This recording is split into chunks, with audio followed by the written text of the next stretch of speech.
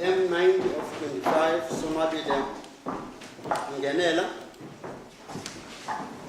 Sonwabile, Mngenela.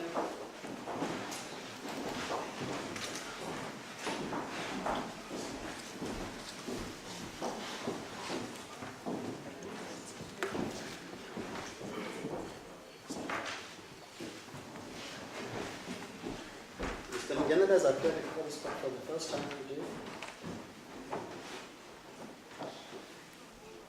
Mr. Notyesi, you should represent the two spots.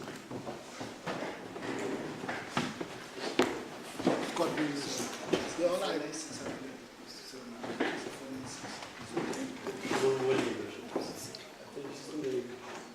Case file.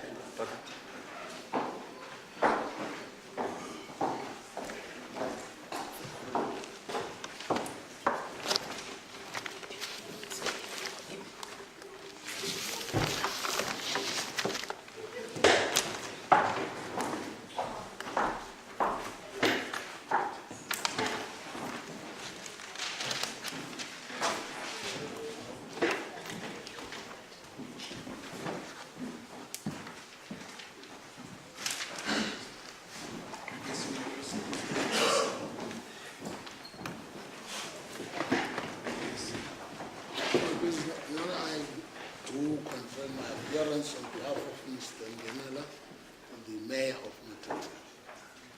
Right. Do you confirm, sir, that you are Mr. Sonwabile and Mngenela? Yes, I confirm. Right. Your language of choice, sir? Your language of choice? Awesome. Right, sir. You are appearing before this court on the charge of fraud. Hlekazi uvelela phambi kwale nkundla ojongene netyala lobuqhophololo. Right, I'm advised that you are legally represented by Mr. Notyesi. Do you confirm? Ndiyalumkiswa ke ukuba umelwe ngumhlekazi Notyesi, uyaqinisekisa? Yes. Ndisiyosho. Yes.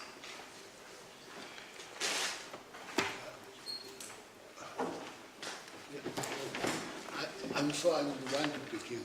I think so.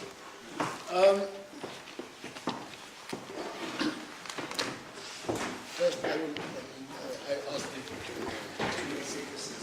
Ngahlala phansi hlekazi. to Your Worship, there are several grounds upon which we invite this honorable court to strike the matter from the law. But before I delve into those grounds upon which we'll be seeking for the matter to be struck off the roll, I do wish to bring to the attention of this court three things as an introduction.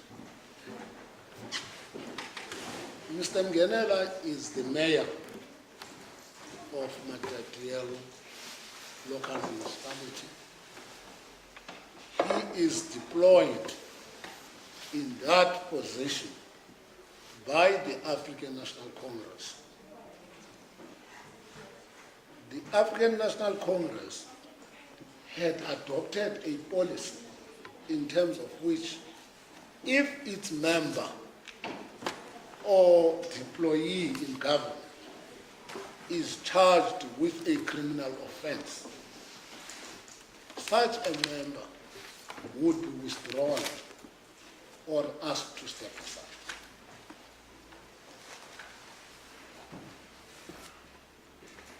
The net effect of that is that Mr. Mngenela, if these judges were to stand, is that he would have to, in accordance with the policy of his organization, which is well accepted, is notorious fact about that he would have to vacate his position as the mayor,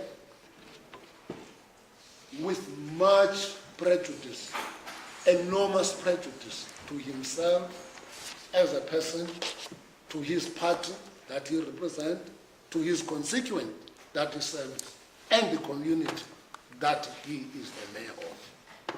So these are not just Mickey Mouse charges. This step is crucial to Mr. Mngenela's rights, to Mr. Mngenela as a person. What it means each and every step would have to be scrutinized, and there should be substantial compliance with the Constitution in Section 35. That is what we premise as a background, as an introduction. Now I come to the objections. And why the charge cannot stand, is hopeless, is a stillborn, it should not be there. It's just an abuse, is a motivated political prosecution, is a matter that is intended to settle political scores. The charges itself were brought about by the DA to destabilize the government within the municipality. The whole issue is founded on political basis. Here are the reasons. First, the charge sheet does not disclose any offense as regards Mr. Mngenela. That's one. Two, it does not set out the essentials of an offense with which is charged, the offense of fraud. Three, the charge lacks necessary evidence. On that ground, and we have given the notice to my learned friend that about that and the basis for censure. That's the first one. The second one, the second objection that, you should just for yourself to follow. The first one relates to the validity of the charge on the grounds that I have explained. The second one, which I submit, is the bull point. On that one, this matter must come to an end now. This court has no jurisdiction to entertain this particular matter. It is wrongly before this court. The third point is that the prosecutor, my learned friend, Mr. Mvuzo here, has no title to prosecute the accused. The net effect is that the charge sheet that he drafted, his appearance here, and any submission that he made to this court is null and void. He has no title. I will revert to the first one then. Those will be three premises upon which we say, in each of these grounds, this application must be struck off the roll. I'm sorry, these charges must be struck off the roll. Let's start with the charge sheet then. I've been finished with this charge sheet this morning. That's why the Russian who did not write the report been finished this morning. I have this copy, I'm sure this copy. And then I go to page 2 where it says count 1. I think we go there. Count 1. In that upon or about 21 April 2022, at Matatiele district in the regional division of the Eastern Cape, accused did unlawfully with intent to defraud, gave out and pretended to the municipality or the official of the municipality that an invitation letter from NAPOA was legitimate. 2, that the trip authority was genuine. 4, the municipality must pay for this. What is this? What is nonsense is this? First, he pretended out, he gave out. How? How? Did he present a document to some official? How? That doesn't, because when you say he gave out, there must be particularity in the charge sheet so that he knows what case he must meet. What case is being, what is it that he did? He gave out how? What is to give out in the first place? Now, that's the first problem we have. There is no particularity. And it is said, and pretended to the municipality. Who is the municipality? Is that building? Is the security guard in that municipality? Who is this municipality? We know that municipality is a juristic person. And therefore there should be a particularity with regard to that municipality. Where and how did he give out? How did he pretended himself? There's such there's paucity of information in that regard. 3, very fundamental, or the official of the municipality. Which official? It could be, which official could be the CFO? I mean, there are many things that are being alleged. There are many things that are alleged as we follow down. That is big. An invitation letter from NAPOA. When was this letter? What is wrong with this? An invitation letter from NAPOA was legitimate, intended for the meeting. I'm not too sure about this. I can't understand. There is no NAPOA here. Well, what is this letter? 2, that the trip authority for the 5 May was genuine, 2022. I'm not too sure what is nearly, 2022. Authorized for the NAPOA trip at municipal expenditure. What did he do? Did he present it to the municipal expenditure, a trip authority? How, what is it that is being said here? Who is this, what is explanation about this, what we call, invitation was genuine, authorized for the NAPOA trip at municipal. Who presented? Is it Mr. Mngenela who went to the expenditure? What is this? There is no information. There is no particularity. There is no clarity. There is paucity of information. 3, the municipality must pay. Did he ask who, the municipal, who is this municipality? We're always generalized here, municipality. We know in a municipality that we have a CFO who pays, or you have a municipal manager who authorizes payments. You have various officials within that department. Who exactly did Mr. Mngenela instructed to pay? Did he instruct? Did he present? So these are to be in East London on the that and that, as well as official trip. The trip was that and that, and whereas accused later submitted another trip to whom? That's the information that is lacking in the preamble. How did you submit that and all that? And what is wrong with that meeting? Because we must know, there's nothing wrong with the mayor to be invited. He must be invited, obviously. The first point is either to say he fraudulently, he concocted the meeting. That does not exist. It's either he concocted the meeting or there's no meeting. There must be something. You can't just simply put all that and who submitted all this. Because this is the trip was authorized and whereas later submitted with the same date along with the that. And whereas the municipality prepared and approved accommodation for the accused, Councillor who did in that act, darling, whatever, the municipality paid that amount. That's what is supposed to be done if there was that meeting. But we want to know up to now, we do not know what is the role of the accused, except that he submitted personal to who? That's what I'm saying. And whereas, and all that's all what we are told. He submitted to whom? What was wrong about submission? What was wrong about the meeting? To whom did he submit? Those issues are what the accused, who is intending to, who is standing here to lose his job. That's the background I've given. In fact, that's what the section requires when it talks of particularity. That is, it must particular in relation to the date, time, place, event, all those things. Your Honor, without repeating myself about the charge, that one must stand, in that, those particulars must be provided, those details.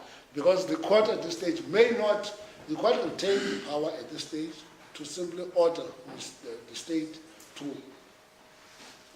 provide those details. And if they don't, it's only then that the court may quash it later. That's what the remedies are. Now the next question is the jurisdiction of the court. That jurisdiction covers everything. But, Your Honor, let's first start like this. You are well aware, Mr. Notyesi, but even the fraud. Yes. The allegations are that he misrepresented. To who? That is your basis of objection. Yes. Because I want to understand that part. Is it He misrepresented whom? He misrepresented, what is it that is misrepresented in the first place? To who did he misrepresent this? I just wanted to have a clear picture as to the exact objection. Yes, I think that's very clear from what you're saying. First, he misrepresented to who? How? I mean, in a fraud, you say, Mr. So misrepresented by submitting or uttering these words. I mean, we have to go back to the definition of fraud at the end of the day to answer these questions. I mean, I thought that's how it is. But now the question of jurisdiction, which I turn to. This charge sheet says in the regional court, it was this, let's say, I mean, we must go back there. On count says, that's the first fundamental problem of it. It says, in the regional division of the Eastern Cape, this is not the Eastern Cape. This is not the regional division of the Eastern Cape. This is a regional division of KwaZulu-Natal.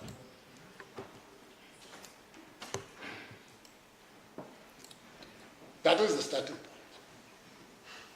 And I indicated to my learned friend that even the Constitution, because I mean, remember, if you take this thing back by way of history, originally this place was under the Republic, the jurisdiction of the Republic of South Africa. It later went to the jurisdiction of KZN. And then later there was an attempt by both the provincial legislatures of KZN and the Eastern Cape to agree that it must go to the Eastern Cape. There was a challenge to the Constitutional Court. The Constitutional Court decisively decided that Matatiele remain under the jurisdiction of KwaZulu-Natal. That is the only decision that remains. It is the case dealing with the territorial jurisdiction of the courts. Now, in terms of Section 1, Magisterially, yes, is the jurisdiction. the jurisdiction here is KwaZulu-Natal. Your review, the review here, when you have reviewed, don't send them to Mthatha, you can check. The appeal of a bail, if you refuse this application, for instance, the appeal does not lie in Mthatha, it lies there in KZN. Any appeal from this division, I mean, my friend was shocked this morning when I brought this to his attention. This jurisdiction, the court jurisdiction, I'm talking about court. In terms of the court's jurisdiction, this jurisdiction of the court is KwaZulu-Natal. And if your Lordship would like me to finish more cases on that, I will just, because this matter has been dealt with several. But I thought this is something that is obvious, Your Lordship. It's something that is obvious to court because your own reviews here, your own bail application here, they don't go to Mthatha. Why? They go to Pietermaritzburg. That is the jurisdiction of, that is to this court confirmation, this lies in the KwaZulu-Natal. Your Lordship, therefore, does not have jurisdiction over this matter. Second, not only because of that, this is not a regional division in the first place. This is a magistrate court. You don't have jurisdiction over a regional division. This is what my learned friend does. In fact, there's a contradiction because on the face of this, simply says, I'm not sure whether, sorry, on the face of it. In fact, on the face of it, yeah, I mean, he says Eastern Cape. I'm telling you now and now, this court is not under the Eastern Cape. On that basis alone, this court cannot even entertain the matter. The matter must be struck off the roll.